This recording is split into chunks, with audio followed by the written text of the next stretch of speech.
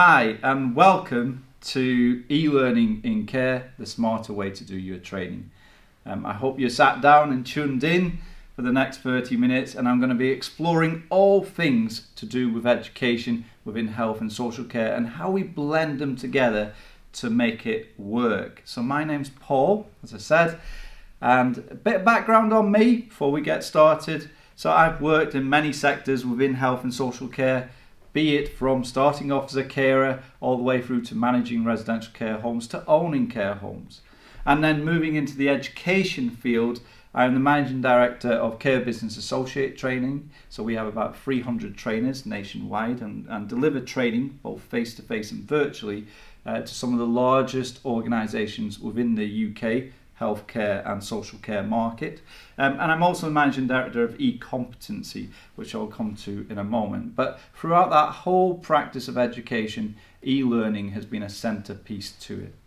What I want to take you through, most importantly today, is how we actually get the journey right for the member of staff. Where are we investing the money into? And what does that look like? Because for a long time within education and health and social care, we've been doing it exactly the same way as we always have done. Block sessions, 3 hours here, full days there, logistical nightmares of getting staff to venues, trying to get them off the floor so that they can actually be in the classroom. And most importantly, we have to work out, why are we doing it? Are we doing it from a compliance perspective? Is that the reason? To keep the inspectorate happy? Or are we doing it because we want to upskill our staff so that our business has the best trained, knowledgeable staff available to deliver your service? Now, to get started, I'm going to take you through a little bit of theory here. So I look at it and I look at these 4 areas that are so important to actually getting the learning right. And these are going to be done throughout the course of the next 30 minutes in chapters. So I'm going to go into each one of them specifically. But let's start it right off at the top. Learning. In everything we do in life, it's about learning. It's about understanding, knowing what it is that I've got to do. And we invest a lot of money into this area, into learning. New member of staff starts, upfront cost and the training they need. Annual development costs within that learning, whichever way we're doing it. And there's many fields and factors that we use to get that learning to our staff. It's a cycle. Once learning has taken place, we then need to look at what structure do we have in place for the development of that member of staff. Most importantly, in terms of that development, where is the support mechanism coming from? Where is the coaching? Where is the mentoring? How are we going to help them take the learning that they learned in the classroom or online and put it into place on the floor? How are we going to support them for that? Ultimately, with the right level of development, we're about building confidence. Confidence is about a member of staff knowing what it is that they're supposed to be doing it, and finding success from doing that. They're still learning throughout this whole point, but it's a different style of learning. There's a reason why I'm going through this. It's confidence, very important. And confidence ultimately leads to competence. Competence is when we can be assured that the learning that they had and the development that they've had and the success rates that they've had become the norm, the way that they do it. And ultimately, they become the person responsible for developing other people because they're competent. Now, looking at this model, and there's an easy way that I can put this, is once someone becomes competent, then we move them up and we go back to learning and we go round the cycle once more. From my perspective, and something I've witnessed so many times within the industry, and I'm sure you have too, is that we invest a lot of money in at this point, the learning stage. And from there, we think because they've got a certificate, because they've done the course, they're good to go. And ultimately, we don't put the development stage in there. We don't put the support mechanisms in there. We don't give them the time. We don't reassure them. And what happens is they're unconfident. They had the learning, but they don't know what to do with it. Doors are closing on them. And from there, I could have put another arrow here that said exit. So many times and so many studies we've done have shown that learning has taken place, but the development side has let them down, that the member of staff has exited. Imagine that. Just think about it for a second. We've learned and we've exited. We've invested, we've lost our money. No return on investment. So we've got to find a way in which we can bring it all the way around. And that's what I want to explore today with you guys. Now, for me, to get all this right and to be able to track and trace it, one of the most important things is having a learning management system. Now, I'm going to go into e-learning and how that works as we go on, and I'm going to go on to many different other forms of training that we do. But without the learning management system, you're a bit stuck because you can't track it, you can't trace it, you can't look for patterns or data to see where it's not worked. And a learning management system gives a member of staff a place to go, to do their learning, which is so important, and a place for you to go to audit it. Now, before I move on to these sections independently, there's a couple of things that I'd like to say to you. I'm in contact with so many managers up and down the country of residential services, learning disability services, children's services, adult services, you name it, we're in contact. CQC or the Welsh Care Inspectorate or the Scottish Care Inspectorate, we kind of try and figure out what they're doing, what's their plan, what are they currently at this moment in time looking for. And during this period, just a couple of little things that I'll drop in now. During this period, those that have been inspected mostly have been inspected in two key areas, and that is safe and well led. Now, the safe obviously comes hand in hand with what we've been experiencing as a nation, as a world, over the last 6 months or so during this COVID-19 pandemic. Are the people we're caring for safe? Now, think about this from a training and education aspect. Are the staff that are in there working keeping people safe? They can only do that if they know what they're doing. Competent. So how are you actually getting that learning into place? And there's a couple of care homes for elderly that I've spoke to who had stopped all forms of training, and it's not impressive to CQC. So whilst I understand fully, I do, that you had many other things to concern yourself with, and rightly so, what the inspectorate body will not accept is that you stopped learning. And now that's where I'm going to bring e-learning back into the fray in a moment, and virtual classrooms. But ultimately, in that safe and well-led, it is a case of what education has been going out there, be it training in COVID, infection prevention control, fire evacuation, first aid. All these things required an upskilling of staff and a maintenance to keep people safe. And that's what they're looking at. So when I go out further onto this, or when I go further on with this, what I want to actually be able to make you see is what's currently happening in the market. How do we fix this? Because we have to have a lessons learned culture. So closing the doors was fine and understandable, the reasons, but now we have to move on and say, okay, well, what does a solution look like going forward for us? And if you aren't using a learning management system, you can't really audit anything. You don't really know. You've probably got a spreadsheet hanging on the wall. You need that learning management system so that we can go round these different elements and get it right for the staff. I promise you, as we move on to the next areas, or I take these individually, you'll fully understand what I mean. You'll get the full 360 approach by the time I've finished. Okay, if not, I'll be here for a Q&A at the end of it, and you can ask some questions there. So let's crack on and look at how learning takes place in health and social care.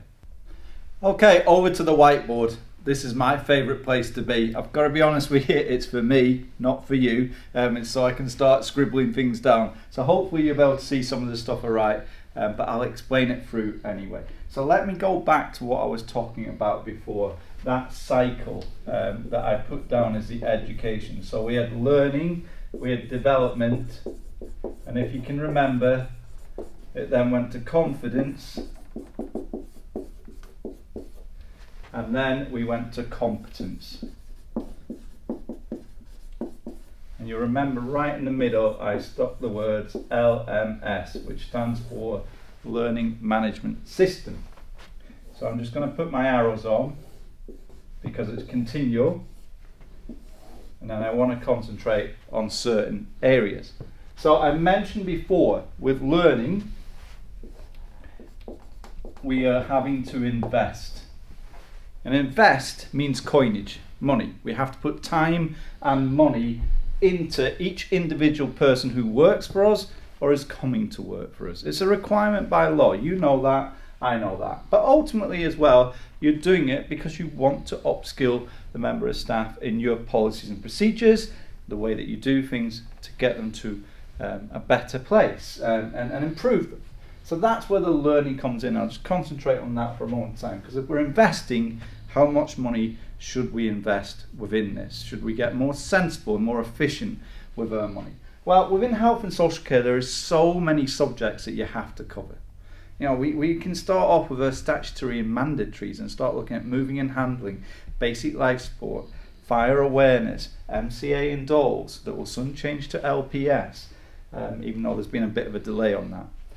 You've got all your infection control, your health and safety, the list goes on. Then you have to start looking at subjects where it could be that the clientele that you bring in, or the patient that you're looking after, or the resident in your home has a certain condition or a certain illness or disease, so we need to train the staff up within that. That could become epilepsy, diabetes, Parkinson's. So the list goes on and on. You get into your clinical subjects, your now venipuncture, catheterization. You know the score, you know where I'm at. Before you know it, you're spending all your money on learning. Or worse still, you're not doing it, and therefore how can you be safe? How can you be effective? How can you be responsive? How can you be caring? And how can you be well led? I'm sure you've all been within the inspections when those questions have been asked. So critically, I'm looking at how are we going to spend this money? And this is where I'm sort of like mentioning right from the off that e-learning is actually a smarter way of doing it. I'm not saying it should all be e-learning, in no circumstances. I'm the managing director of a face-to-face training business, so I'd be a fool to say that. But at the same token, I know that it's physically impossible to become compliant and get your staff competent by face-to-face training alone. You would simply run out of resource, be it cash or staff or time.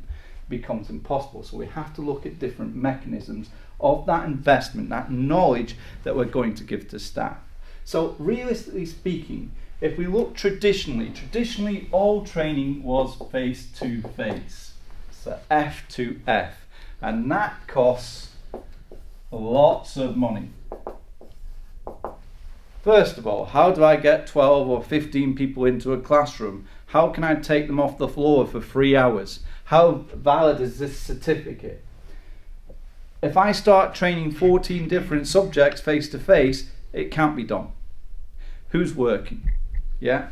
Where's the money coming from? There used to be things, they're still out there, things like the Workforce Development Fund or government would pay towards training costs, but they're very difficult to get hold of. So what happens is care home sites, domiciliary firms that are just doing face-to-face,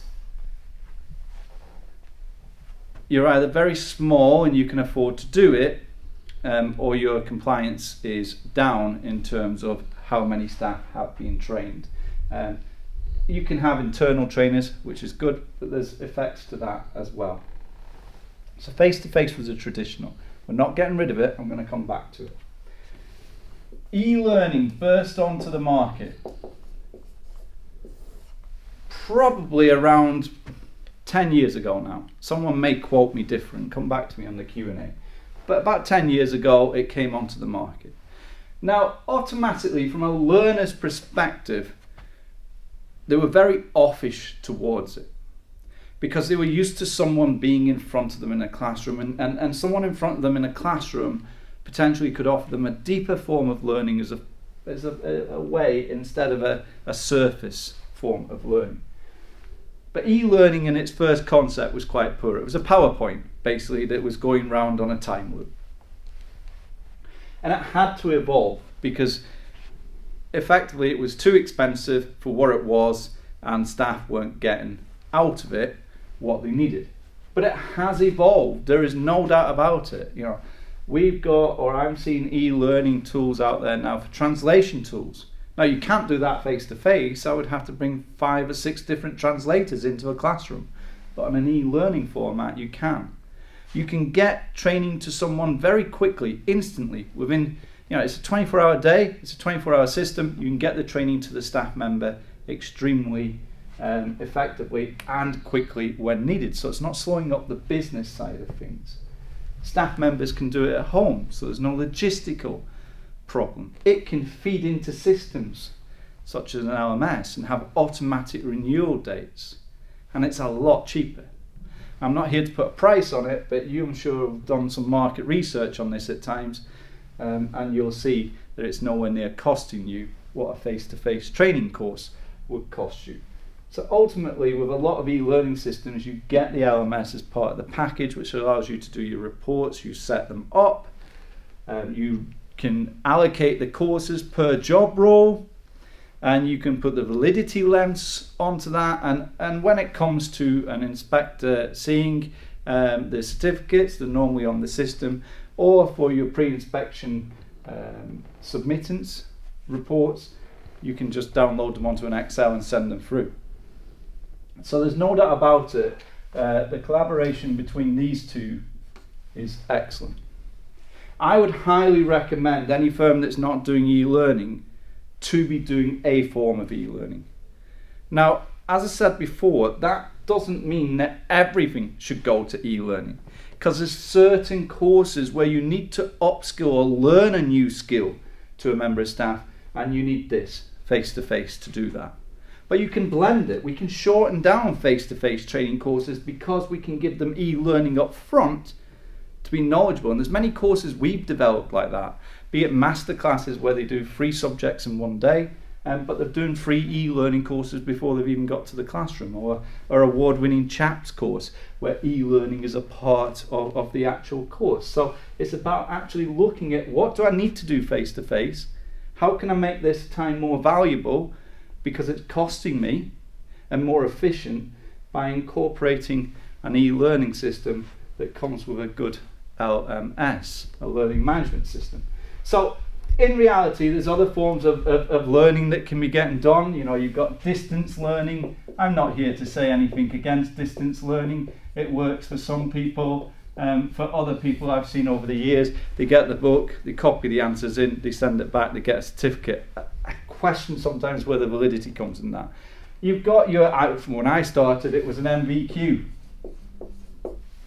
QCF, RQF, whatever name, apprenticeship, whatever name you want to give to it, they're still there. But they're a one-time learning experience. So even if it takes me a year, it's a qualification, but then I've got it forever. So you've got to ask yourself about the CPD that runs with that. How are people keeping themselves up to speed and up to date? But it is a requirement to have staff, the ability for staff to get qualifications within health and social care, and rightly so.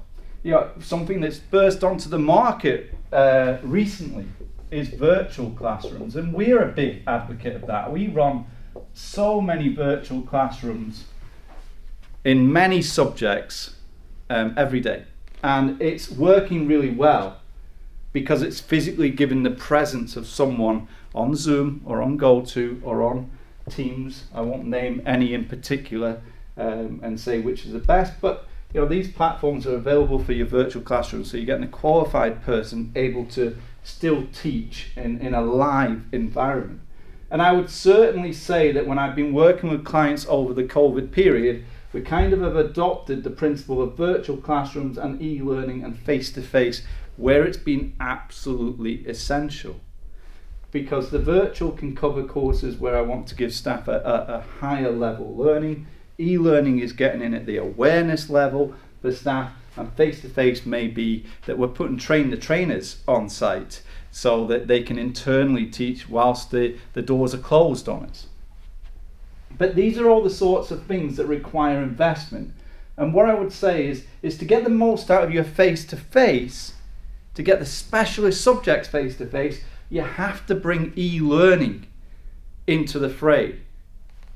Just because it will drive your costs down in a lot of courses, that it will be very much sufficient. But remember, I've talked about a cycle here.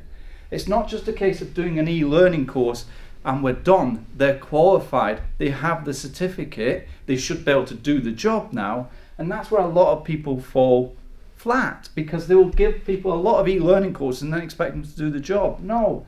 When I started off in care, and when you started off in care, this was the key part here. The development. You didn't become a manager or an owner overnight. You developed. Someone coached you. Someone mentored you. And that's where I want to go into the development field. So for the learning side, we need to give the knowledge on to someone and use the right systems to do it, and use a cost-effective mechanism to do that. E-learning, as I said, has improved dramatically. The content, the style, they're reducing it down from a 2-hour course to a 30-minute course, or bite-sized learning. It's all there now. The ability to do it off your phone, off an app, off a tablet.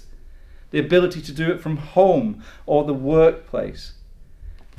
It's got huge advantages and it's cheap. But if you form it as part of a package, the blended approach, if you stick face-to-face in there where needed, or virtual classrooms, then you can have the package that's going to help give the best possible opportunity for the member of staff to begin their development stage with that newly learned knowledge. So we're going to go over to development now, chapter 2. Okay, so we've made the investment. We've ploughed the learning and the knowledge into the member of staff. We've got a system set up. I mentioned at the beginning that development is normally the area where we fall short a little bit. Now, what do I mean by development? Well, quite literally, if I look back on my time when I started, maybe you can too, I didn't start off as a great carer or a great manager or a great owner or a great leader. May not even be there yet. But I didn't start off that way. I developed over time. I set myself a pathway. I had people that I looked up to, people that helped and supported me. I think sometimes we lose that nowadays because we're so concentrated on it's someone else's responsibility. But if you want to get a member of staff performing at really high standards, you have to put in that development plan. And so you'll know it, personal development plans, we're meant to do them on every supervision, on every appraisal, and review them. But that's what they mean, personal development plan. Now, to have a good development team, you've got to look at, well, what does that require? Well, it requires really good mentorship. So who are the mentors in your organization? Who are the people that's going to help and support? And that's a key word as well. It requires really good support systems. The ability for someone to ask questions and be signposted or receive answers, not the ability for the door to be closed. It requires coaching. Now, I could do a full segment on mentorship and coaching. They're not the same thing. Yeah? Slightly different. But these, you'd have to look at personalities in your workplace. Do you have them? If not, then where do we get them from? Do we take them back to the learning stage and develop them so that we end up having competent people that can do this? Supervisions regularly. Appraisals. They're all part of people's development. Yeah? CPD. Now just let me link some of this back to what a good LMS can do. You can have an LMS that has supervisions within its system, that has appraisals, or CPD, so that it allows bite-sized news to be fed through to the individual, through their learning management system, and tracked and traced again. So important in the development of that member of staff. Peer-to-peer. Who are they working with? How are they being supported as a team? All of this forms part of the development. Time. KPI. All of it forms part of making that person where we want them to go to. Now, if you put all these systems in place and you get them right, and I'd need a long time to go over each and individual one with you, but what I would say to you is if you're getting an e-learning system that's got a learning management system within it, you certainly want to be knowing how to incorporate all of this within it. If you are looking at, okay, well, we lose a lot of members of staff, then you need to look at who is mentoring, who is supporting, who is coaching. That's where you need to look at. How is that working? Yeah, are they the right person? Do I need to put this into my system? So therefore, do I need to go back to the investment in learning? Which leads me straight back to the point I made before, was that if you're spending all your money on face-to-face training, or another way, actually try and save some money on this, bring this into play, e-learning, so that you can now provide bespoke training for your mentorship, support and coaching, perhaps through this, face-to-face, spending your money wisely and more efficiently and more effectively because you're getting more for it. Bigger bang for your buck, if you like. But all of that needs to be in place for the development side. Just off my years of experience, and hopefully you can be thinking along these lines too, what I see quite a lot, and I think I mentioned it right at the beginning of this, is if we don't get the development side right, we get unconfident people, unconfident workforces. And ultimately, instead of them going round the circle this way, they drop off and they exit. That's quite literally what you do. You lose them. And as I mentioned before, we put this in place, we forgot about this part, they're gone. We haven't even got round to these sections.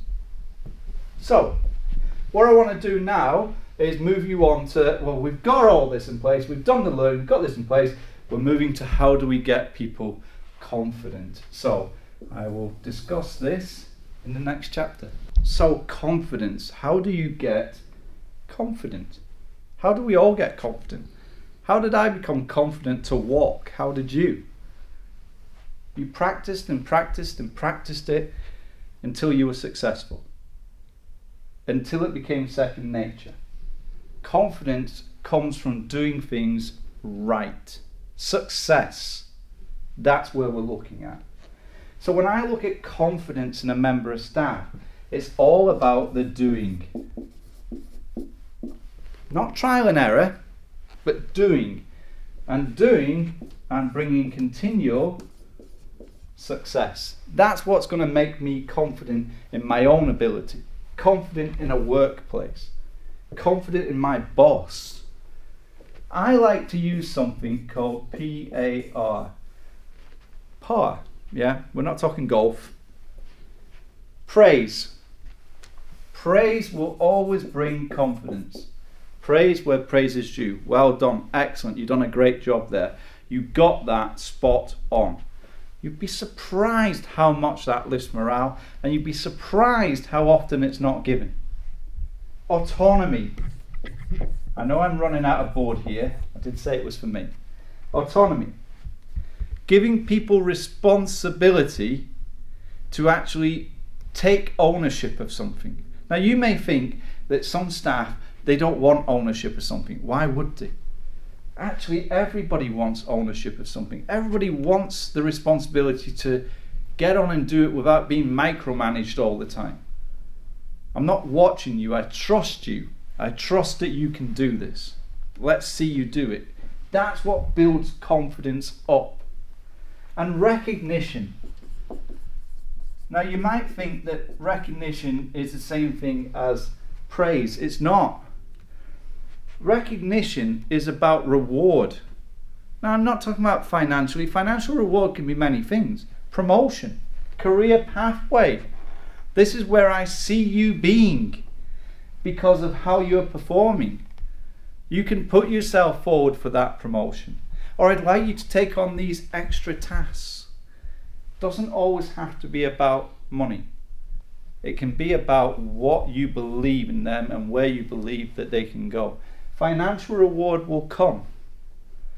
But ultimately, for confidence to be raised, praise, effective praise, not just well done every time they turn up for work. Yeah, they're paid to do that. I'm on about praise where they've gone above and beyond, or they've learned a new skill, they're putting it into practice, and they're getting success. Autonomy. I trust you to do this now. I don't need to tell you I trust you. You just know that I trust you because I'm giving you control and recognizing it in terms of how you're going to progress in your time here. That's where we grow the confidence, but ultimately the doing and the success. If they are unconfident, this side should pick it up. But to get them to confidence, we have to have that success that's happening. So that was very quick in terms of confidence. There's a whole lot of information you could go into on this. But I hope you're starting to see where the cycle's going. So we're going to move over to competence, the biggie. Okay, what do I mean by the word competent? What do you think the word competent is? I'd be interested. There's so many different variations to it. Competent to me, I think the easiest way I can describe this, there's something known as an unconscious competent. And basically what that means is it's someone that just naturally does it. So I know how to brush my teeth. And I can do that confidently and competently.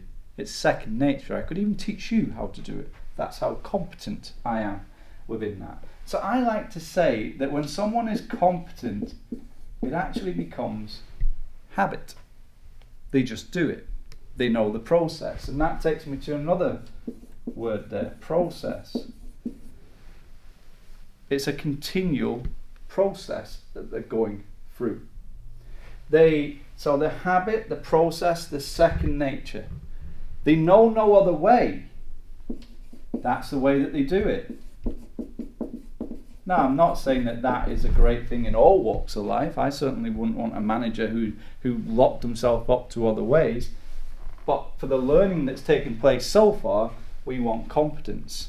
Yeah, if we want them to think differently, we have to take them back to a new learning and then go around the cycle again.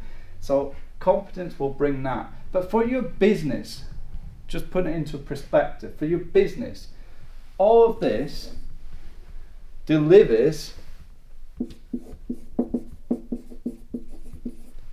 your business plan. What you set out to do. You set out to provide high standards of care. To deliver high standards of care, you need competent staff. And this is what the inspection is looking for. There's key words in the inspection. They always look at, are your staff competent? Now, that means with competent staff, they are less likely to leave. So you will get lower turnover rates of staff, which is actually going to give you some more coinage in the pocket because you're not paying for recruitment continuously. You'll get better inspection results, which ultimately means that you've got more money coming in to the coffers because everybody wants to come or use your service, your facility. And you'll get higher staff morale because everybody trusts each other. That's what we're looking at. My big thing for you guys is, how do we know that our staff are competent? How are we testing them? Because if I was inspecting your service, I'm going to ask you that question. Can you show me evidence that your staff are competent? How do you know that the learning that you gave them has worked and it's left you with competent staff? Now, here's the next question I've got for you now. It's all right you just saying, well, they are, the way they perform, the way I look. I'm asking for evidence. Give me physical evidence. Show me the competency assessments that you have completed. Where are they? Are they for all the subjects? Or are they just for the main ones? Show me how you got to a decision to decide that they were competent in the job role that they were doing. If the answer is, actually, Paul, I can't, then you need to think about how you can. And remember, who is it that's assessing the person to say that they're competent? Are they competent? How have you assessed and come to that conclusion? Now, one of the things that's come onto the market recently, I mentioned that I'm the managing director. It's not a sales pitch, honestly, but it's something you may want to look at. It's something called e-competency. Drop my pen now. So I'll just call it e-comp because that's how we know it. So for e-competency, I've just come out of the review. For e-competency, it's a virtual hazard analysis game with lots of questions behind it. So the member of staff has to go on, look for the hazards, and then answer a large array of questions to show their knowledge in terms of that subject that they've done. So they're looking at, are you competent? Do you have the knowledge? Have you retained it? Can you use it in practice? Can you spot things very quickly? Would you know what to do? That's a big thing, is that competence. So I'm going to just sort of like leave you with, because I've had you now for about a good 30 minutes, and I hope you've enjoyed it. It's only been a quick look at things. I know I sort of like said e-learning at the start, e-learning, the smart way to do your training. I want to just come back at that. The actual real smart thing in the way to do your training is to look at the whole training that you're doing, and that's what I do for companies. I go in and I look at not just can we deliver your training, but how are you going to utilize that training in the whole package? Otherwise, you're spending money and getting nothing in return. So all I would ever say to you is, rather than just looking at it, yeah, we use this provider and yes, we do this, it may be perfect, it may not, but have you reviewed it? Can you honestly look around this cycle and say, we've got this spot on? If not, you need to look at it all.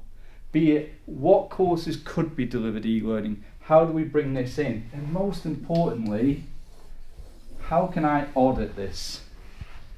The learning management system is key. In this modern day, during the COVID pandemic, and we know it's going to go on now for a good few months, if not a year, we've got to be thinking around how we're delivering our training, how we're getting staff skilled so that they can become competent, how we're developing them. Where's that confidence coming from that we can get through this period of time, that my team will do that? It's not just a training course. I'm going to be around for the Q&A, but thank you very much for your time, and I hope you've enjoyed the session. Thank you.